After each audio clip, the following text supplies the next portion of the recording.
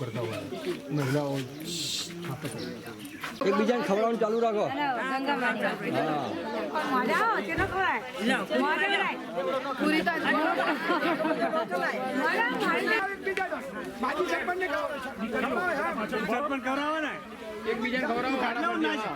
ભદ્રાડા ગ્રામ પંચાયત જે મહિલાને સુપ્રત કરી છે અમે બધા સાથે મળી અને ગામનો વિકાસ તો થયો જ છે અને જે બાકી છે કોમ કરાવશે. પણ મારે તો કહેવાનું એટલું જ છે કે અમારે સરસ્વતી નદી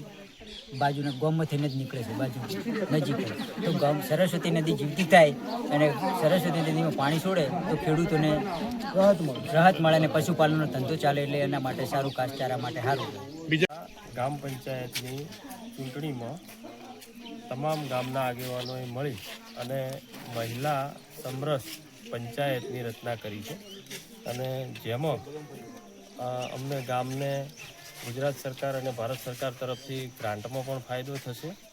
અને નારી સશક્તિકરણને એક વેગ મળશે અને ગામમાં જે ચૂંટણીથી થતા વાદ વિવાદ અને જે સંબંધો જે અમુક અરસપરસના જે વણસેલા રહેતા હતા તેનો આજે અમારી ગામના આગેવાનોએ મળી અને એક માતાજીના ચોકમાં શપથવિધિથી તમામ આગેવાનો સાથે રહી અને એક સમરસ નારી શક્તિને પ્રોત્સાહન મળે એવી પંચાયતની રચના કરી છે અને હવે અમારી ગામનો વિકાસ કઈ રીતે થાય એ અમે તમામ આગેવાનો એક સાથે મળી ગભે ગભો મિલાઈ અને 5 વર્ષની અંદર ગામનો વિકાસ નારી થકી થાય